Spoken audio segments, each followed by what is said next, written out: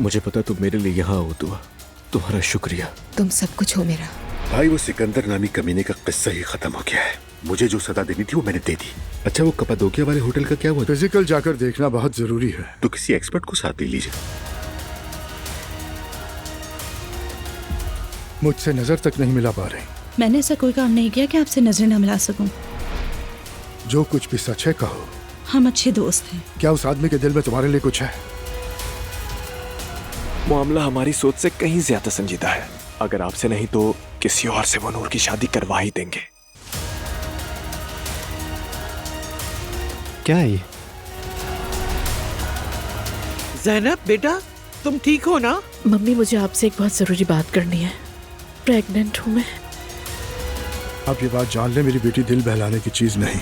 मैं बाबा से बात करता हूँ, हम जल्द आकर बात करेंगे।